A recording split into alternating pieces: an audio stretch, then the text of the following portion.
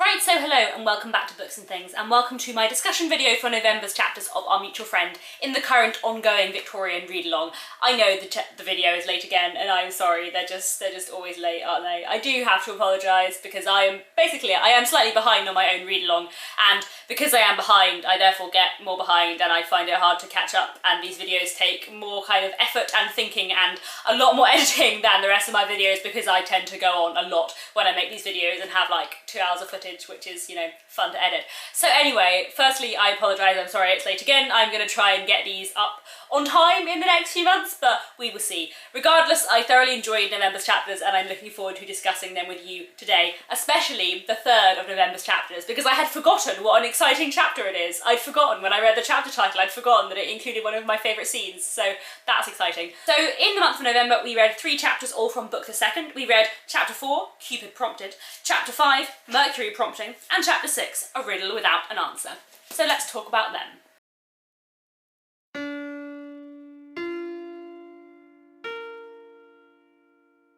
So, Book 2, Chapter 4, Cupid Prompted. In this chapter we return to the rather scheming Lammles. Having deceived each other into matrimony, both believing that the other was much more wealthy than they were, they now have discovered that neither of them are very wealthy and that unless they want to either have to work for their living or live in poverty, they ought to find some way of scheming to gather themselves a fortune. And their current scheme seems to revolve in some way around Georgiana Podsnap. In this chapter we see that the Lammles have become even closer friends with Georgiana, that Sophronia Lammle, I never know how to say her name, it's probably Sophronia. Sophronia has become even better friends with Georgiana and is really pulling Georgiana into their household. The Lammles are as fake as ever, showing complete devotion to each other when Georgiana is present and complete cold silence whenever no one else is there. But in this chapter we also meet Fascination Fledgeby, a young gentleman that the Lammles seem to be trying to matchmake with Georgiana. So we begin the chapter with a conversation between Miss Podsnap and Mrs. Lammle, in which Mrs. Lammle is trying to persuade Georgiana Podsnap that she should be open to the idea of love, and Georgiana, although she really, poor naive girl, believes that Mr. and Mrs. Lammle are as happy as can be and desperately devoted to each other, she doesn't really like the idea of love for herself very much. Following this conversation we are shortly introduced to Mr. Fledgeby. Mr. Fledgeby calls upon the Lammles and ends up going to the opera with Mr. and Mrs. Lammle and with Georgiana, at which Mr. and Mrs. Lammle, in order to try and matchmake the young pair,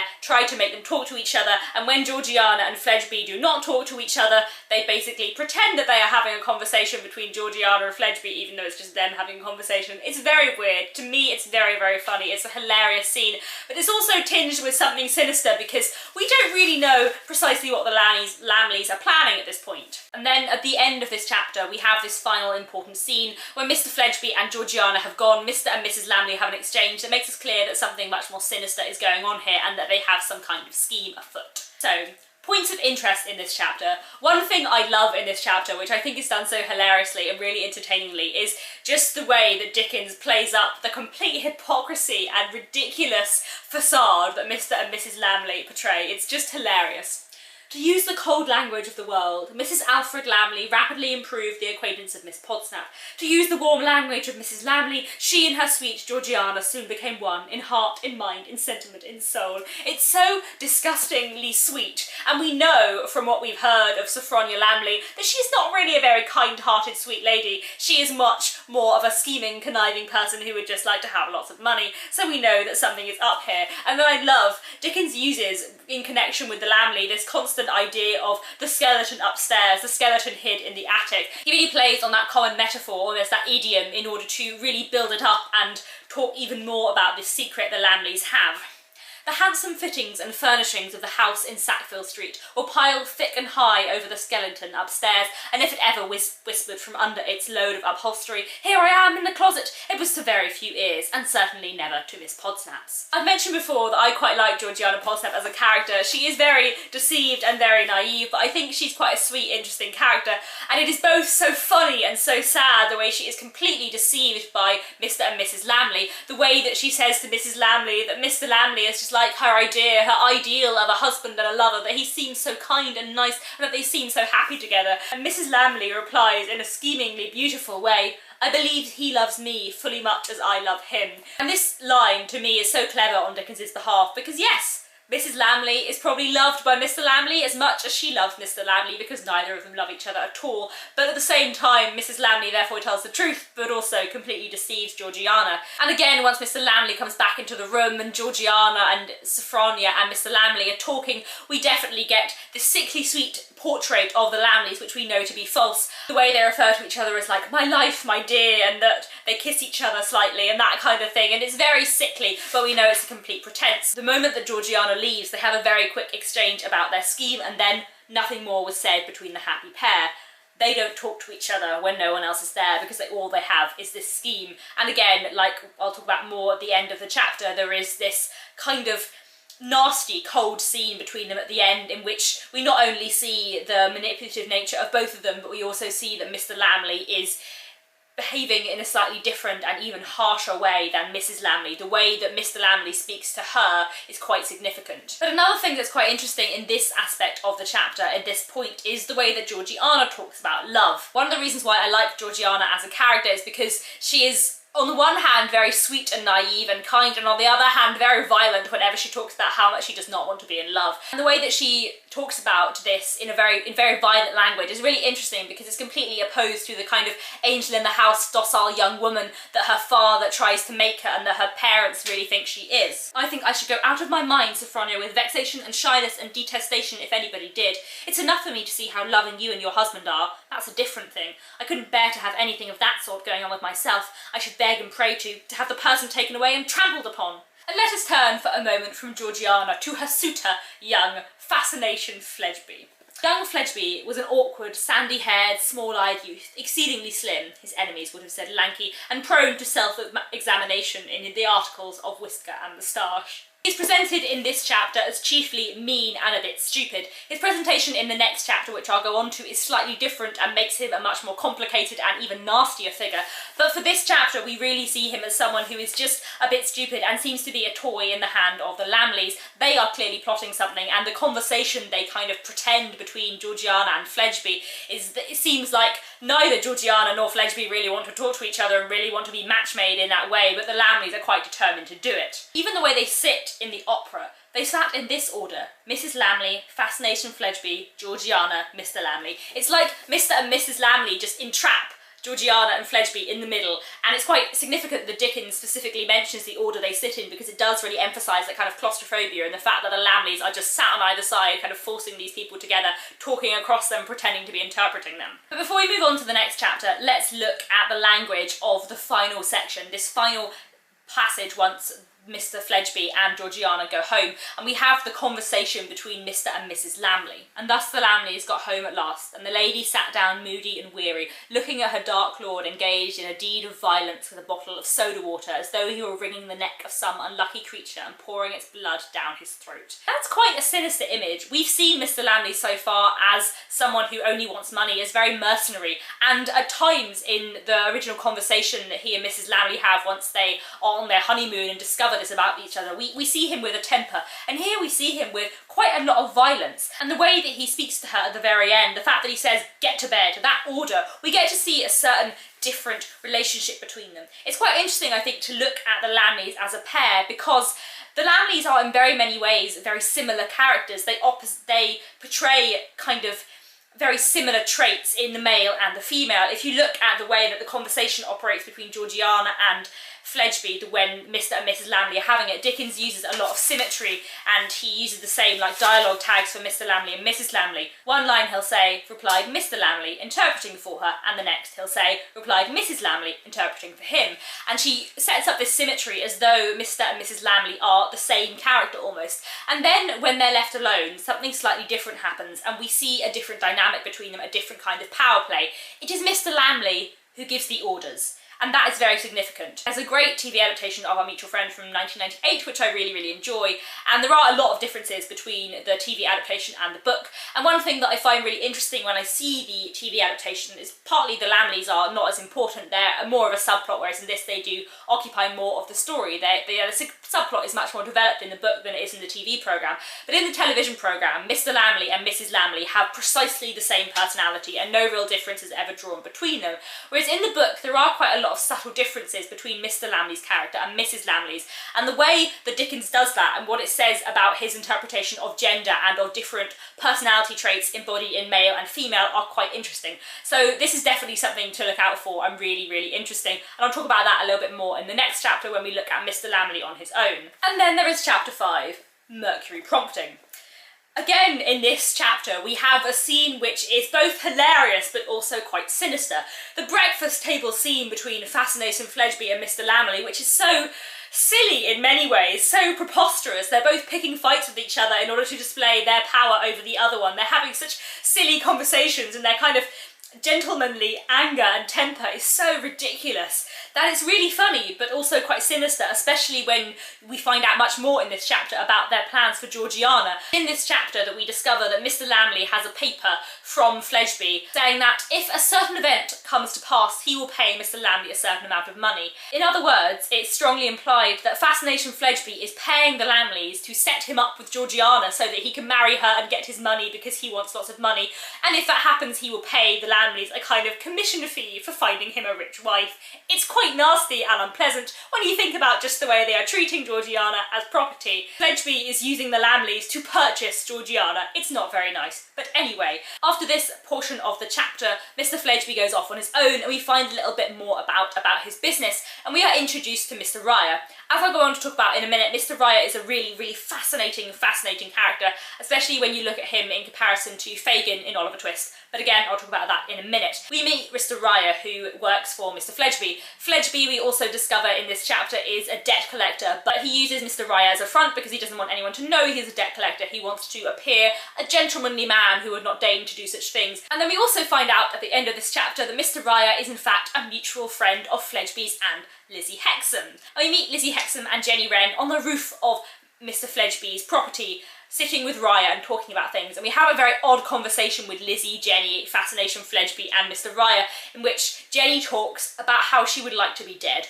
So lots of interesting stuff going on in this chapter. Let me talk about a few of the things that I think are really interesting. From the beginning of this chapter, we are told, one, that Mr. Fledgeby is not so stupid as we thought he might be in the last chapter, and also that he is an awful man, and we are left in no doubt that he is nasty. It's really interesting, I think, in Dickens to see the way that Dickens presents good and evil. There are certain characters in this book that do not always do nice things, but are never presented as uncompromisably evil. And then there are characters like Fascination Fledgeby, who is presented from the beginning as a very, very nasty man, and there is no suggestion of any goodness in him whatsoever. Mr. Fledgeby is referred to as the meanest cur existing with a single pair of legs. Whether this young gentleman, for he was but 23, combined with the miserly vice of an old man, any of the open-handed vices of a young man, was a moot point. So very honourably did he keep his own counsel. He was sensible of the value of appearances as an investment, and liked to dress well, but he drove a bargain for every movable about him, from the coat on his back to the china on his breakfast table, and every bargain, by representing somebody's ruin or somebody's loss, acquired a peculiar charm for him. He is a very nasty man, and Dickens makes quite sure that we know this. And the power play between Lammle and Fledgeby in this chapter is really, really interesting. Fledgeby is paying Mr. Lammle to set him up with Georgiana, as it were, and so he is concerned that Mr. Lammle thinks that he now owes Mr. Lammle something other than the money, so he makes it very clear. He picks a fight with Lammle straight away in this chapter in order to prove that he is not in Mr. Lammle's power and he doesn't really need Mr. Lammle. But Mr. Lammle, who is a cleverer man than Fascination Fledgeby and perhaps even nastier, retorts in return, picks a fight with him and forces Fledgeby to see that actually Fledgeby is still in his power. And the conversation that goes on from this point, in which we see them insult each other, Mr. Lammle threaten Fledgeby quite sincerely, and when Fledgeby is so distraught by this and so terrified of the physical violence of Mr. Lammle that he apologises, Mr. Lammle then says, "As a man of honour, I am disarmed." And it's clearly, just like his marriage, a complete facade. He probably wasn't going to brutally attack Fledgeby, although, to be honest, I wouldn't necessarily put it past him. But he goes through the motions, through the show of being about to attack him in order to show Fascination Fledgeby that he is not to be messed with and that no one should cross him. So basically what we gauge from the breakfast scene between Lammle and Fledgeby is that both of these men are pretty awful human beings. And that interpretation of Fascination Fledgeby is again confirmed by the way he treats Mr. Ryer, His cruelty, his casual racism, and the way he is so dismissive and patronising of Mr. Ryer is really, really key to emphasising what a nasty man Fledgeby is. But let's look for a moment at Mr. Ryer himself, because Mr. Ryer is a fascinating, fascinating character. So I've spoken before about the fact that many Dickens novels have a lot of very problematic aspects. Within the whole of Dickens, there is an awful lot of very problematic, and at times not simply problematic, but just horrible and wrong presentation of women, of people with disabilities, of people who are Jewish, and just so many things. There's a lot of problematic aspects in a lot of Victorian literature and in Dickens, and one of the things I find the most horrible in all of Dickens is Fagin's portrayal in Oliver Twist. Oliver Twist is my least favourite Dickens book for a number of reasons. One of the reasons why I don't enjoy Oliver Twist is that the presentation of Fagin is awful. The fact that Fagin is Jewish and the fact that Fagin is evil are not exactly one and the same to Dickens, but they're so bound up together that it's just horrible. It's really unpleasant. And anti-Semitism was very common within the Victorian period, but it is especially nastily done in Oliver Twist. Mr. Ryer serves as Dickens's apology for Fagin, and I genuinely believe that's true. Like, Mr. Ryer is an interesting character in his own right, but he is there in this book as an apology for Fagin. Dickens received some complaints while he was in the middle of writing Oliver Twist back in 1838, in which a few people had complained about his presentation of Fagin, and so it's interesting when you read Oliver Twist, the fact that Fagin is Jewish is talked about much less in the second half of the book as in the first half of the book. But it was only much later that he really thought about this properly. In 1860, a few years before he wrote Our Mutual Friend, he sold one of his houses to a Jewish couple, and the wife in this couple said to Dickens that she thought Fagin's portrayal was horrible and that it promoted and continued stereotypes that were wrong and nasty and really, really damaging. And Dickens thought about this a lot, and that is where Mr. Ryer came from. Mr. Ryer is not perfect. There's a lot of almost positive discrimination in the way that Dickens speaks about Mr. Ryer, and Mr. Ryer definitely falls into the camp of one of Dickens's like male angel figures. Obviously a lot of writers and critics talk about the kind of angel in the house figure within Victorian literature, this idea of female angels of domesticity and virtue, but Dickens actually also uses the device of the male angel quite a lot, characters like Tom Pinch in Martin Chuzzlewit and Mr. Ryer in Our Mutual Friend, who is so inhumanly good that no one could ever be that good. And he is that good in part because he is an apology for Fagin, but also in part because Dickens is trying to, not simply to atone for his presentation of Fagin, but also to destroy the stereotypes, the fact that Mr. Ryer works in moneylending because all of the stereotypes of Victorian society say that Jewish people are moneylenders because Jewish people want money, and Dickens completely destroys this idea and tries to fight against this stereotype by having Mr. Ryer, who works in that business but doesn't have any money, and actually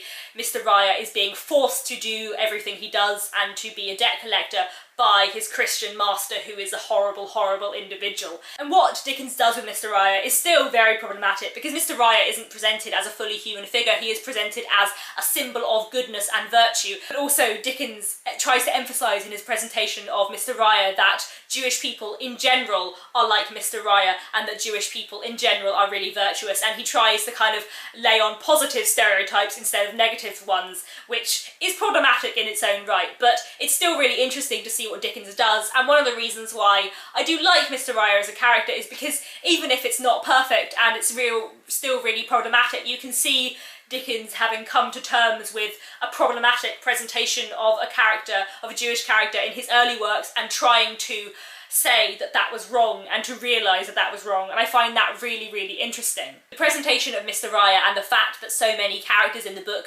misjudge him and view him a certain way because of the fact that he is Jewish, and the way that Dickens undermines that is very important to the point Dickens is trying to make. Mr. Ryer not only acts as an apology for Fagin, but also acts as a social commentary, like many of Dickens's characters in many of his books. Mr. Ryer is there to make a point. But Lizzie and Jenny also turn up in this chapter and play quite an interesting role, and the conversation they have with Fledgeby is really, really interesting.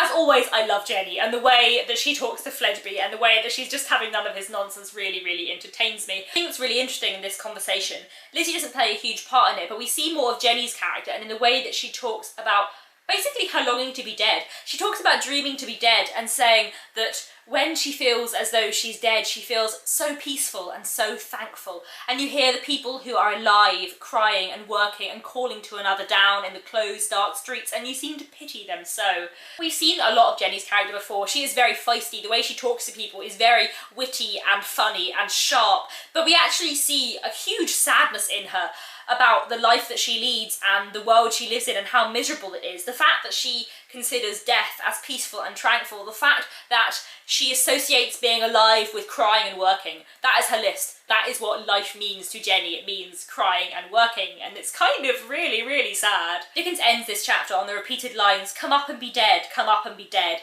It's quite dark. Death is obviously a huge theme in the whole of Our Mutual Friend, but the fact that Jenny views death in this positive way as a release from life really points out, one, a lot of the social criticisms and comments that Dickens is making about what life is like for people with disabilities like Jenny in Victorian society, but also for people in her social position who are forced to work in that way, and the difficulties in her life because of the alcoholism of her father and so on. There are so many things that Dickens is commenting on pointing out just how hard and difficult Jenny's life is. And finally, this is going to be a long video, I didn't realise how much I had to say about all of these chapters.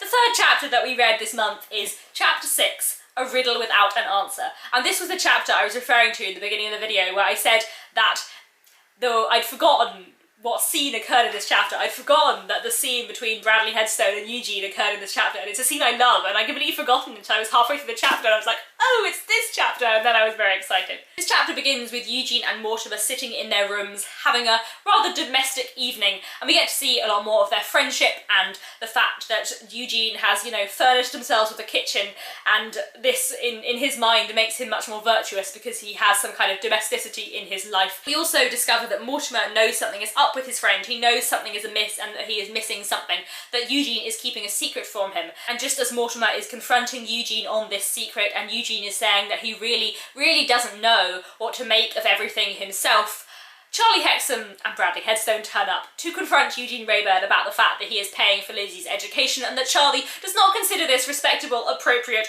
or right, and nor does Bradley Headstone, who has all of Charlie's concerns at heart, as well as a rather huge jealousy because he rather fancies Lizzie Hexam. Charlie confronts Eugene. Eugene basically dismisses him and ignores him and refuses to treat him like a human being. Bradley Headstone then confronts Eugene, and Eugene doesn't dismiss him entirely but also refuses to treat him like a human being. Bradley and Charlie leave rather furiously, and Mortimer is rather concerned for his friend. And when Mortimer asks what Eugene's intentions are towards Lizzie, Eugene says that he simply hasn't the faintest idea.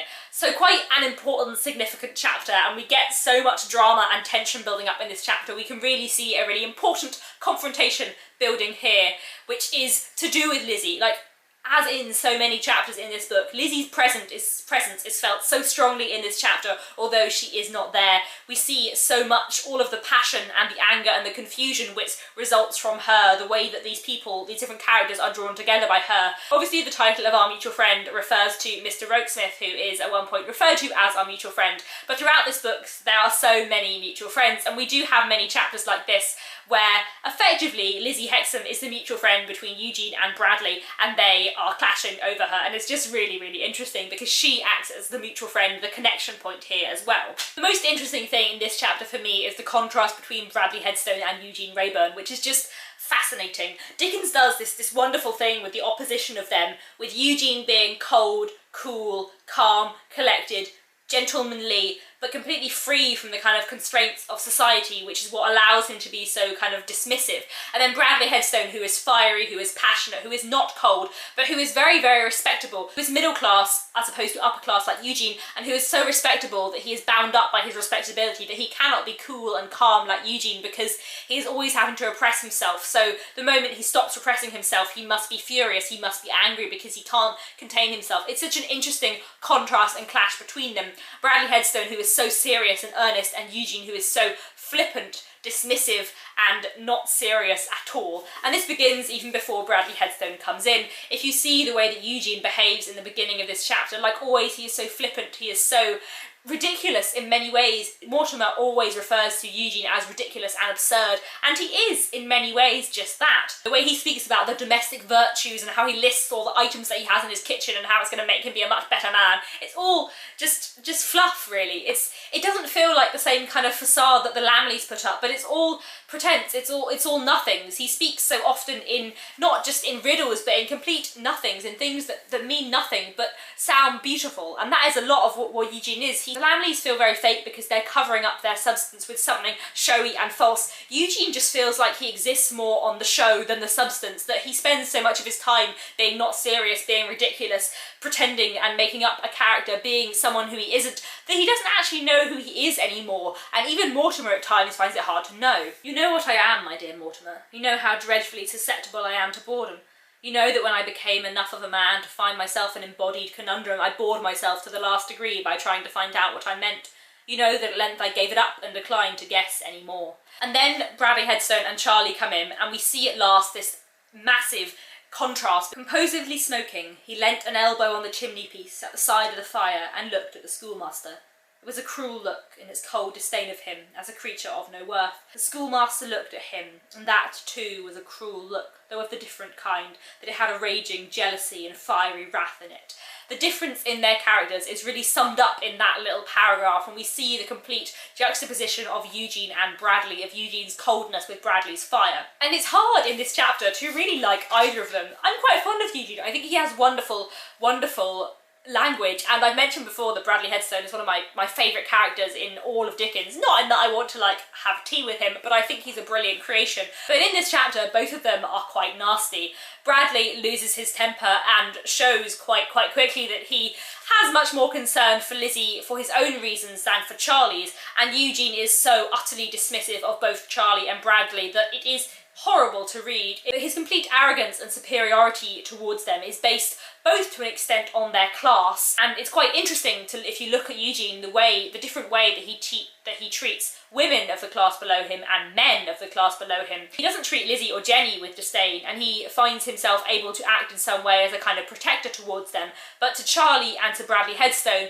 the only thing he can give them that he feels worth his time and his pride is disdain. He doesn't look at Charlie once, he doesn't address Charlie, he only addresses Bradley. He completely refuses to treat Charlie like a human being. Charlie doesn't show himself to his best in this chapter either, and he too is wholly selfish, and the speech that he has about Lizzie and how Eugene will ruin Lizzie's respectability, it is mostly for concern of himself rather than Lizzie that he speaks this. But at the same time, Eugene's refusal to accept Charlie as a human being is very significant here. Let's dwell for a moment on Charlie's speech to Eugene Wrayburn when he talks about his sister, because as you all know, respectability is my favourite theme, and this is very important in terms of respectability. What do we find, Mr. Lightwood? Why, we find that my sister is already being taught without our knowing it.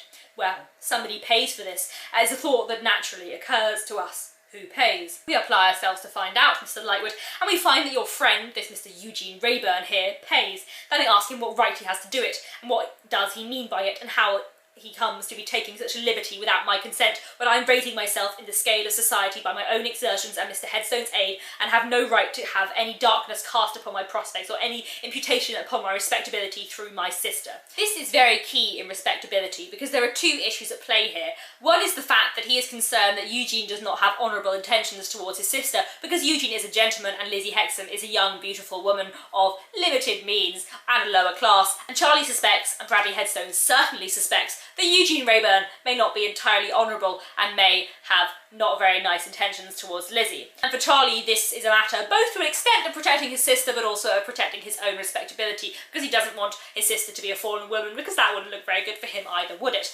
And then there is the aspect of the fact that Lizzie is receiving financial help from a gentleman, she is receiving charity, and this would tarnish Charlie because he is working hard to be respectable like Bradley Headstone. And a lot of working class and middle class respectability within the 19th century is about supporting yourself, it's about being independent, and the fact that Lizzie is getting help from someone from a higher class is really like just appalling to Charlie and to Mr. Headstone. It's not respectable that Lizzie is having help from someone of a higher class, it's certainly not respectable that Lizzie Hexam is having help from a gentleman, and it's even less respectable that Lizzie Hexam is in regular communication with this gentleman. So many things going on here to do with respectability. And then the conversation between Eugene and Bradley.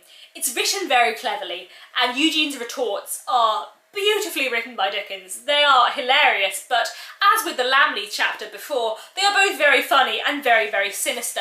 His complete dismissal of Bradley is horrible to read at many points. You can understand why Bradley Headstone gets rather angry. As with all things, Eugene refuses to take even this seriously. "I am more than a lad," said Bradley, with his clutching hand, "and I will be heard, sir." "As a schoolmaster," said Eugene, "you are always being heard. That ought to content you." "You think me of no more value than the dirt under your feet," said Bradley to Eugene, speaking in a carefully weighted and measured tone, or he could not have spoken at all. "I assure you, schoolmaster," replied Eugene, "I don't think about you. I give you warning that this mean calculation is wrong. You have to do with a man also, you have to do with me. I will support him, and, if need be, require reparation for him. My hand and heart are in this cause, and are open to him. And, quite a coincidence, my door is open," remarked Eugene. It's witty, it's clever, but it's also pretty harsh, and you can see this growing confrontation between them and all of the many things that it might lead to. Oh, I love this book. I love this book so much. And then we have the conversation between Eugene and Mortimer, which is also quite revealing. My favourite passage in this, and the one I think is of the most significance, is when Mortimer questions Eugene. "Eugene, do you design to capture and desert this girl?" "My dear fellow, no." "Do you design to marry her?" "My dear fellow, no." "Do you design to pursue her?" "My dear fellow, I don't design anything." And here we see the thing.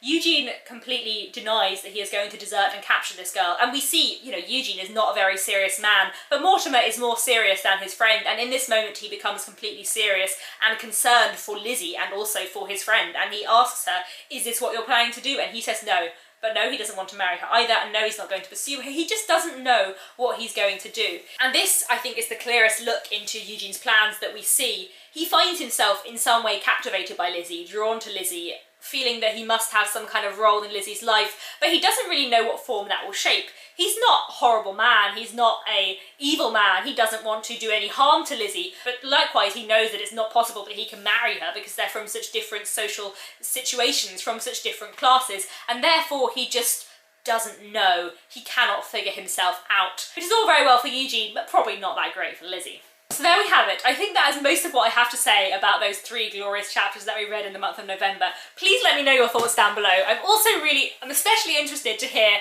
what you think of Eugene Wrayburn and Bradley Headstone and that conversation, because, like I said, I think it's a fascinating passage, and Bradley Headstone is one of Dickens's greatest creations in my head, and I'm very interested to hear what all of you have to say about him. In the month of December, which we are already well into, we will be reading 4 chapters. We will be reading Chapter 7, in which a friendly move is orientated. Chapter 8, in which an innocent elopement occurs. Chapter 9, in which the orphan makes his will. And Chapter 10, a successor. Much emotion to come in December's chapters, but January's chapters, that's where it really gets good. So I hope you have all enjoyed today's video on our mutual friend, and I'll be back very soon with another video. My videos may be a little intermittent in the next few weeks as we get over the Christmas period and so on, because I'm not really sure how much time I will have to film amongst festivities and also work and all of that stuff. But I will be back fairly soon, I'm sure, with another video. And in the meantime, happy reading, and I hope you're also enjoying the Dickens read-along. And thus the Lamleys got home at last, and the lady sat down moody and weary, looking at her Dark Lord engaged in the deed of violence. I like that he's called the Dark Lord. Now I'm just going to forever think of Mr. Lamley as Voldemort. Anyway.